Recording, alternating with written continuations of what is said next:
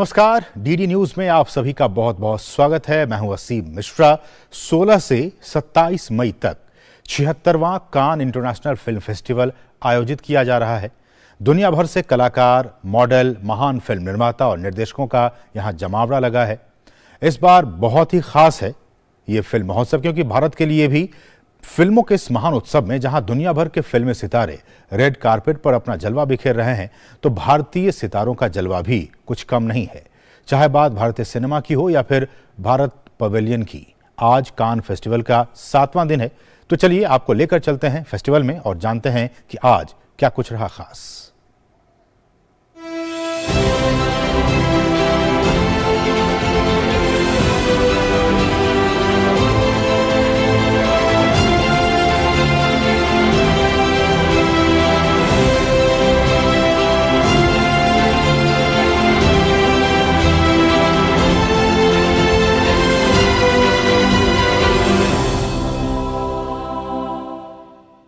नमस्कार, भारत एट कान में एक बार फिर आपका स्वागत है। मैं हूं आदित्य श्रीवास्तव। जैसे जैसे कान फिल्म फेस्टिवल आगे बढ़ रहा है, कान की गलियों की रौनक बढ़ती जा रही है, क्योंकि दुनिया भर के फिल्म कलाकार कान पहुंच रहे हैं। भारतीय पवेलियन में किन महत्वपूर्ण विषयों पर आज चर्चा हुई, कौन से वो भारतीय सितारे थे जो कान में पहुंचे थे और रेड कारपेट पर चले थे, तमाम खबरों को लेकर एक बार फिर आपके सामने हाजिर हैं। आइए शुरू करते हैं आज का ये कार्यक्रम, भारत एट कान। फिल्मों के मामले में भारत और फ्रांस की साझेदारी बहुत पुरानी है। दोनों ही देशों के फिल्म मेकर्स किस तरीके से एक प्लेटफॉर्म पर आकर फिल्मों का प्रोडक्शन बढ़ा सकते हैं, डिस्ट्रीब्यूशन पर काम कर सकते हैं, और साथ साथ दोनों ही देशों के फिल्म मेकर एक प्लेटफॉर्म पर आकर दोनों ही देशों के टैलेंट को एक उचित प्लेटफॉर्म दे सकते हैं। इसको लेकर एक बहुत महत्वपूर्ण सत्र भारतीय पवेलियन में आयोजित हुआ। क्या मंथन हुआ इस सत्र में, आइए आपको सुनाते हैं। I think for any film or project to work, in my opinion, it's nothing short of like a marriage. You need a lot. The film is the baby, is it? And the film is the baby, yeah. Marriage of many in that, and I think there's, of course, you want at the base and at the core for a co-production to have a complementarity of skills, of value add. But really, I think a sense of cooperation, coordination, and a commitment to that project. Because you're going to have ups and downs no matter what happens, right? So I think that commitment and belief at the end of the day for a creative project and for a story to see the light of day is, I think, really what's at the core of that expectation. We've been really lucky to, I think, find a partner like that. Yeah. So, the marriage clearly. That's great. In fact, this is something that I'd also like to tell you something about my experience here. Our co-production for Agra has really helped us, because what we are also getting is some level of technical expertise from the French company, which really helps us, because we also understand, like how he mentioned about Lunchbox, how it was very flashy, etc. All of those things. So we get that insight as well. How the project can work in both markets. Not just our market, because in our market we fill it with songs also, right? So we try to do that. Here we do understand that the sensibility has to be a lot more serious, etc. So these are things that we've also got that insight from them. There is, simple insight like, how to market your film. There is so much difference in different countries. Like, in India, we would like to market our film so much before the release of the film that it's like everybody's waiting, when is it coming home, and if something happens and the film gets delayed, people are angry about the delay of the film. Our French co-producer thinks very differently about Agra, so we've been telling him that let's market the film, let's do this, let's do that, and his answer is always, let the world premiere happen on the director's phone. That's exactly how he says it. So that's just his way of doing things. What about theatrical distribution in India? For instance, for us in France, when we have funds from France for a co-production like Chocoa in Line Plus, then our funds want us to commit to a theatrical release in France. So we cannot put it directly on a global platform. It can go on a platform later on, but it has to have a theatrical release. What about the market with that respect in India? So we don't have a specific compliance problem with that. But that said, we would like to have a theatrical release, and the release strategy is something that we'd like to also think about after the feedback from the premiere. So I'm sure that all of you are coming for the premiere, and please let us know what you think should be the release strategy of the film. But definitely, we are very keen on theatrical as well. It's a little as a subject for the Indian market. It's about a sexually repressed guy, so it's a little touchy. So we may not want to have a very wide release in terms of it will be a very specific kind of a release. But yes, we are very keen on having it. As a proportion to money, how would that? It's in the majority is in India, so it's like 60-70% is in India and 30%. Bharat में उत्तर से लेकर दक्षिण तक, पूरब से लेकर पश्चिम तक कई ऐसे इलाके हैं जहां फिल्मों की शूटिंग बहुत बेहतर तरीके से हो सकती है। लिहाजा भारत में असम की अगर बात की जाए तो वहां पर फिल्म इंडस्ट्री को आकर्षित करने के लिए क्या कुछ कदम राज्य की सरकार उठा रही है और किस तरीके से असम की लोकेशंस हैं जो दुनिया भर की फिल्म इंडस्ट्री को आकर्षित कर रही हैं, इसको लेकर एक सत्र हुआ और बताया गया कि किस तरीके से असम राज्य स्वागत के लिए तैयार है तमाम दुनिया के उन फिल्म मेकर्स के लिए शूटिंग के लिए। Technical persons they can be hired for those movies. Thank you so much. Hi everyone, I'll come to your point. Very happy to see you all, and thank you so much for joining us for this session.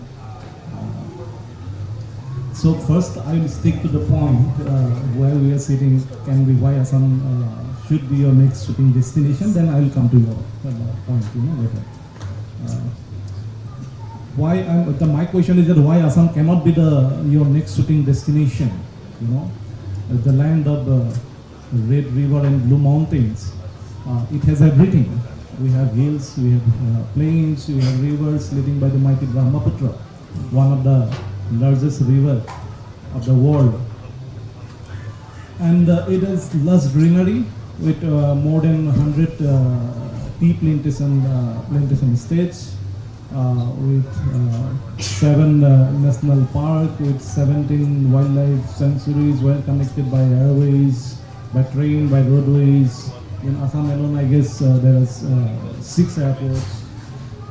And it has everything, it has every potential over there. And I have to say that even someone has to hire in the last minute in an emergency basis, for any technical assistance. And I can assure you that there will be plenty of options available over there in terms of technicians, in terms of equipments, rentals and everything. So we have everything, and it can be, that's why I'm saying it should be. In fact, I will go one step ahead, and it should be your next shooting destination, because we have the biggest river island, smallest river island. We have one of the biggest weaving village, Walkusi, which is popularly known as Manchester of the East. We have Haflong, which is known as Scotland of the Assam. We have so many things. And while I'm saying Assam, actually, because we're representing Assam, but it should be the entire Northeast as a package, We have so much to explore over there, and it's yet to be explored to its potential. I don't think, it's been explored fully to its potential. You will get snow, you will get hills, you will get valleys, everything is there. And that's why I think, you all should come over there and explore that unexplored region of the entire Northeast, I'm saying. And the government of Assam, I think, is aggressively looking for the film tourism. And this is the right time, I think, to explore and exploit this, whatever incentive they are offering, I think this is the correct time, because they are aggressively looking for the film tourism for the last couple of years, as far as my knowledge is concerned. So I think this is the correct time for you all to go there and explore the unexplored region of the entire Northeast. And I would like to request, I'd like to take this opportunity to request all our fellow Indian filmmakers to take it as a social responsibility also to engage our Northeastern region more with the West or the South or the North, more engaged Northeastern region. because that will encourage all our local talented filmmakers, and they will contribute to the Indian cinema. As she turns to be the newest director from actor, being an actor, she is very popular over there, and now she become a director with one movie, and she has already achieved 2 national awards as far as we know. So I would like to know one thing: how do you get the support from the government and from other personnel over there, film personalities indeed? How you get their support in a positive way? We all know India is very diverse, where culture, language, and food change every 50 kilometers or so. But today, I want to talk about my small state of Northeast India, my Assam, whose warrior had defeated the Mughals 17 times over and over again. I hail from that place where Bihu is just not a festival. It is our emotion, our pride, our lifeline. Northeast is, we have so many stories, and it's really good to see that it is really sometimes it's surprising, because it is not easy to make a film, independent films, and what I can see that lots of filmmakers, I don't know how they are benefiting financially, but still they are so passionate from filmmakers from Northeast, and they are making movies. And last year I am not sure, but I heard that 80 films made, so it's a very big number. She is one of the most leading filmmakers from Assam. She has been doing a lot of films, and she has been acclaimed across the world. Indeed, in India, she is doing very fine. So I just want to know about from Manju Didi. So how do you think government of Assam is very proactive on providing the facilities to all the filmmakers who wants to do some filmmaking in Assam and wants to do some shooting across the Assam? Experience in Assam is very good, because I told that there are so many ethnic groups of people in Assam, and my only message to all the new filmmakers, that you make the films of your own story, of your land and people, because we do not have to copy Mumbai film industry, Southern film industry, or Kolkata, but we have enough potentiality, enough stories. These are the stories of any human race that struggle for existence. That existence for language, for culture, for political existence. So these we have, and these can be made into beautiful, appealing, universal films. So my filmmaking, my style is always like that. I want to tell about my land and my people. Urdu शायरों की भूमिका भारत की फिल्मों की कहानी को मजबूत बनाने में बहुत महत्वपूर्ण रही है। मजाज पर आधारित एक फिल्म है जिसका पोस्टर जो है वो कान में भारतीय पवेलियन में लॉन्च हुआ है। हुमा खलील उसकी लेखक हैं, और किस तरीके से ये जो उर्दू के शायर हैं, चाहे वो मजाज हो, चाहे वो जॉन एलिया हो, कैफी हो, इन तमाम शायरों की भूमिका भारतीय फिल्मों की कहानी को मजबूत करने में रही है। हुमा खलील से हमने खास बातचीत की है, वो आपको सुनाते हैं। भारतीय सिनेमा में फिल्मों की जो कहानी है वो भारत की संस्कृति और भारत की ग्राउंड रियलिटी को बताती है, और कई ऐसे शायर हिंदुस्तान में या हिंदुस्तान के बाहर ऐसे हुए जिनकी शायरी और जिनकी कहानियों के दम पे भारतीय सिनेमा को एक कई ऊंचाइयां मिली हैं। हुमा खलील हमारे साथ मौजूद हैं, लेखक हैं, जानी मानी फिल्मों में लिखती हैं, शायर भी हैं। हुमा जी, बहुत बहुत स्वागत करते हैं दूरदर्शन पर आपका।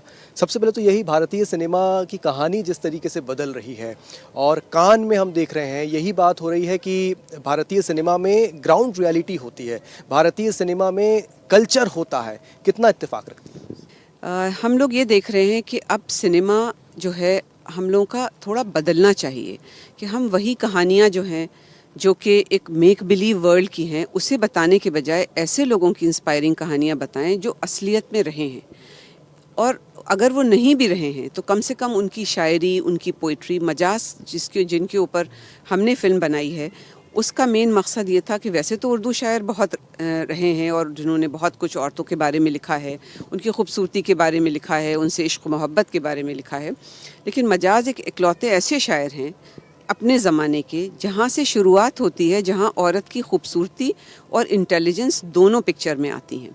तो मजाज ने ऐसे पॉइंट पे ये शायरी शुरू करी जब ये वाला कॉन्सेप्ट कि खाली एक औरत खूबसूरत होगी या खाली एक औरत एक इंटेलिजेंट होगी, इसका एक मर्जर था।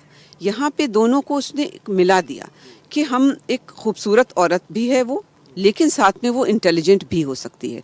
वो खूबसूरत भी है, वो मेरी साथी भी है, लेकिन वो मेरे साथ लाइफ की स्ट्रगल्स में साथ में चलेगी। ये नहीं कि वो घर में बैठी होगी और जब मेरे पास फुर्सत होगी तो मैं उसके साथ जाऊंगा, बल्कि वो अगर मैं इनकलाब की स्ट्रगल में मैं इस वक्त पार्टिसिपेट कर रहा हूँ, फ्रीडम मूवमेंट में, तो वो मेरे साथ पार्टिसिपेट करेगी। आज भारत में, हिंदुस्तान में, दुनिया में जिस तरीके से हम इंडिया पवेलियन में भी देख रहे हैं, शी शाइन की बात हो रही है, हिंदी सिनेमा में महिलाओं की भूमिका पर बात हो रही है, बहुत मंथन हो रहा है। आपको लगता है कि भारतीय सिनेमा में या मजाज के विचारों ने बहुत पहले ही महिलाओं को बहुत सशक्त और बहुत हिम्मत वाला मान चुका था? बिल्कुल बिल्कुल। मजाज ने कहा कि आओ मिलकर इनकलाब ताज़ा तर पैदा करें, दहर पे दुनिया पे इस तरह छा जाएं कि सब देखा करें। He is talking to a woman कि मेरे साथ आके तुम चलो ऐसा हम इनकलाब पैदा करें। तो उस वक्त जो बाकी शायर लिख रहे थे वो ये लिख रहे थे कि मैं अपनी स्ट्रगल ऑफ इंडिपेंडेंस में जा रहा हूँ, अभी मेरे पास इश्क माशूक़ी का टाइम नहीं है, अभी तुम घर पे बैठो, जब मैं फ्री होऊंगा तो आऊँगा। हर शायरी में ये रंग दिखाई दे रहा था। यहाँ मजाज ऐसी बात करते हैं। उर्दू शायरी बहुत रिच है देखा जाए तो, भारत में ख़ास तौर से, और भारत और कई देशों में काफ़ी पसंद किया जाता है। भारतीय सिनेमा के कंटेंट को और रिच करने में अगर देखें, भारतीय सिनेमा के टैलेंट को और दुनिया तक पहुंचाने के लिए अगर देखें, तो उर्दू शायरी कितना इंपॉर्टेंट रोल अदा करती है। अल्फाज में बहुत बड़ा जादू है, और चाहे मजाज हों, ये कैफ़ी हों कि साहिर हों, या बहुत सारे ऐसे पोइट्स हैं जिनके लोग नाम जानते भी नहीं, उन्होंने ऐसे ऐसे काम कर दिए हैं परफॉर्मिंग आर्ट्स की फील्ड में। हिंदुस्तान में अभी जो मेरा नेक्स्ट प्रोजेक्ट है वो है महलका चंदा पे।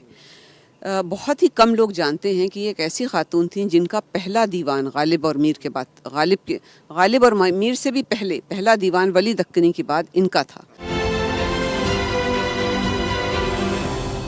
भारतीय फिल्म इंडस्ट्री में स्टार्टअप्स को बढ़ाने के लिए भारत की सरकार लगातार प्रयास कर रही है, और कई ऐसे स्टार्टअप्स हैं जो अब फिल्म इंडस्ट्री में अच्छा काम कर भी रहे हैं। किस तरीके से स्टार्टअप्स की भूमिका या संभावनाएं भारत की फिल्म इंडस्ट्री में हैं, जितेंद्र मिश्रा प्रोड्यूसर हैं भारतीय फिल्म इंडस्ट्री में, उनसे हमने बातचीत किया, और साथ ही अंतर्राष्ट्रीय स्तर पर तमाम अलग अलग देशों के साथ भारत के स्टार्टअप्स किस तरीके से मिलकर काम कर सकते हैं, इस पर बातचीत।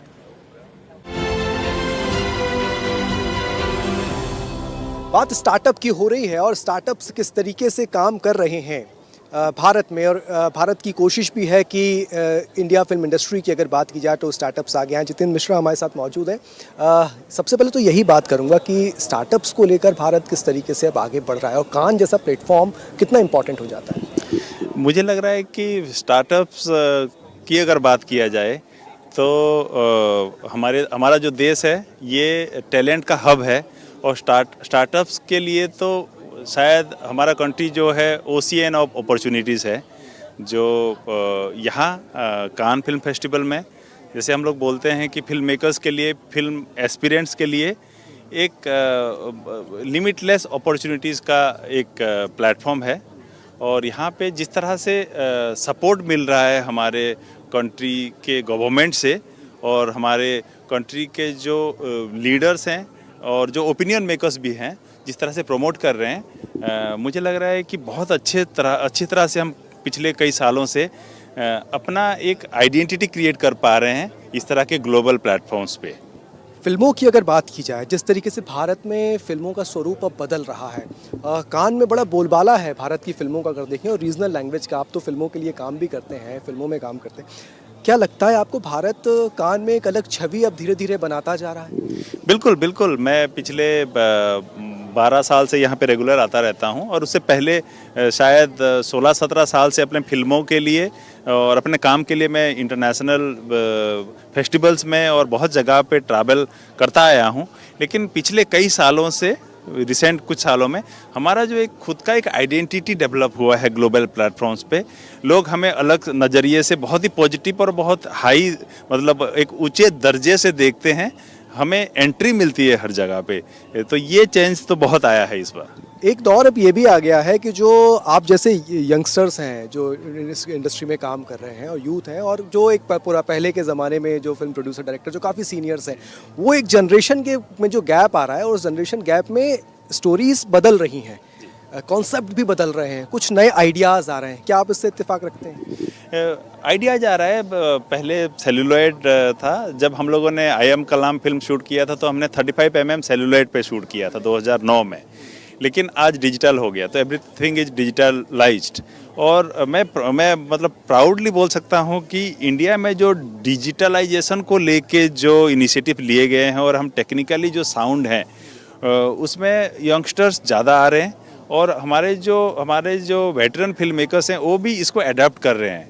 और अगर देखा जाए तो हॉलीवुड के बड़े बड़े फिल्में जो हैं उनके 30-40% इवन कुछ बड़े जो साई-फाई फिल्म्स होते हैं उसका 60% काम जो है इंडिया में हुआ है, बेंगलोर में हुआ है या मुंबई में हुआ है। तो हमारे जो यूथ है वो शायद अभी, जैसे मैंने बोला कि हमारा ये टैलेंट हब है, हमारी कंट्री हर जगह, हर कंट्री से अभी नंबर 1 है।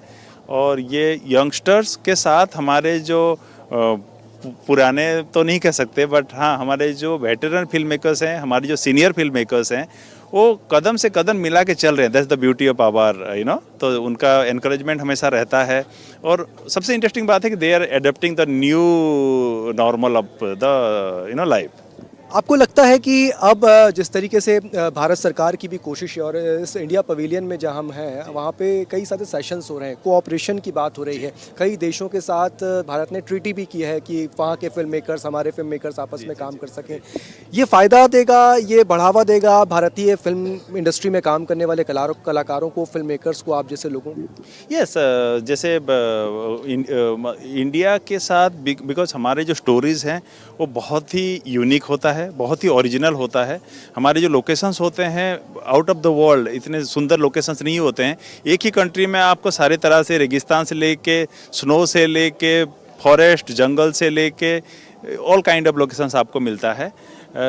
तो बाहर की जो कंपनीज हैं वो इंडिया में काम करना चाह रहे हैं। जैसे मैंने अभी तक 4 इंटरनेशनल को प्रोडक्शन कर लिया है। रिसेंटली एक इंडो इटालियन फिल्म को प्रोड्यूस भी किया है। तो उसमें ये सुनने में आया है, और ऐसा मेरा एक्सपीरियंस रहा है कि वो इंडिया में आना चाहते हैं अगर मतलब उसमें एक फ्रेंडली एनवायरनमेंट क्रिएट हो, और हमारा जो एक सिंगल विंडो क्लियरेंस जो इंट्रोड्यूस किया है, और बहुत सारे फिल्म ट्रीटी साइन किया है, बहुत सारे इंसेंटिव्स अभी लास्ट ईयर यहाँ पे हमारे गवर्नमेंट ने इंसेंटिव अनाउंस किया है, जिसके वजह से बड़े सारे इंटरनेशनल जो फिल्म मेकर्स हैं इंडिया के साथ को प्रोड्यूस करना चाह रहे हैं। हर बार मैं जब भी यहाँ पे आता हूँ, तो जैसे प्रोड्यूसर्स नेटवर्क का मैं मेंबर रहा हूँ, तो वहाँ पे हम इंटरनेशनल प्रोड्यूसर्स के साथ जब एक्सचेंज करते हैं डायलॉग, तो पता चलता है कि they are very much interested and they want to work with Indian producers, they want to co produce with India. कई सेशंस में ये भी बात हो रही है, कई स्टेट्स के लोग भी यहाँ पर मौजूद हैं, खासकर नॉर्थ ईस्ट से भी कुछ लोग यहाँ आए हुए हैं जो अपनी लोकेशंस पे बात कर रहे हैं। आप तो फिल्में बनाते हैं, भारत क्यों, इंटरनेशनल मार्केट भारत आए, आपको क्यों लगता है, और किस तरीके से भारत अपने आप को जब प्रमोट कर रहा है, चूँकि फिल्म मेकर होने के नाते आप ज़्यादा बेहतर तरीके से बता सकते हैं? बिल्कुल, एक तो हमारी कंट्री कॉस्ट इफेक्टिव है।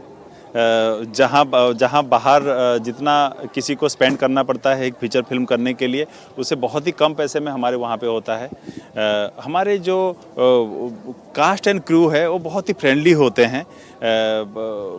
जैसे हमें एक लॉजिकल लेवल तक फिल्म को ले जाने के लिए जो एफर्ट्स देना होता है वो बहुत ही फ्रेंडली तरीके से देते हैं, क्योंकि फिल्म मेकिंग खाली एक प्रोफेशनलिज्म से नहीं चलता है, उसमें कई सारे इमोशंस अटैच्ड होते हैं, उसमें एक पैशन अटैच्ड होता है।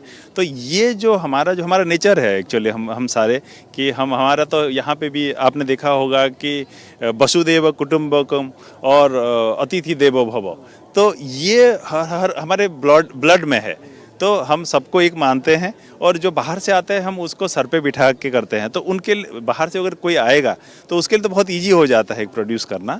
तो मुझे लग रहा है कि एक बहुत ही फ्रेंडली एनवायरनमेंट हमारे देश में मिलता है। दूसरी बात यह है कि जो टेक्नोलॉजी है, जो टेक्नीशियंस हैं, वो जैसे फिर से मैं रिपीट करूँगा कि हमारा देश ही टैलेंट हब है वर्ल्ड का, और सारे टैलेंट हमारे यहाँ पे भरे हुए हैं। तो उनके लिए एक ही जगह पे वन स्टॉप सॉल्यूशन मिलता है, तो डेफिनेटली वो आना चाह रहे हैं, आ भी रहे हैं। बहुत बहुत धन्यवाद डीडी न्यूज़ से बातचीत के लिए। जितेंद्र मिश्रा हमारे साथ मौजूद थे, फिल्म प्रोड्यूसर हैं, और भारत में जिस तरीके से अंतर्राष्ट्रीय फिल्मों की अगर बात की जाए या तमाम अलग अलग देशों की फिल्म इंडस्ट्री की बात की जाए, वो भारत का रुख कर रही हैं, और भारत के प्रोड्यूसर्स का भी अब यही कहना है कि भारत क्यों एक बहुत अच्छा डेस्टिनेशन हब साबित हो रहा है फिल्मों के निर्माण के लिए, कंटेंट के लिए। उसका वजह यही है कि भारत बहुत फ्रेंडली कंट्री है, भारत का कंटेंट बहुत रिच है, भारत की लोकेशंस बहुत रिच हैं, और यही कारण है कि भारत की ओर अब आकर्षण बढ़ता जा रहा है। कैमरामैन कुलदीप के साथ आदित्य श्रीवास्तव, डीडी न्यूज़, कान।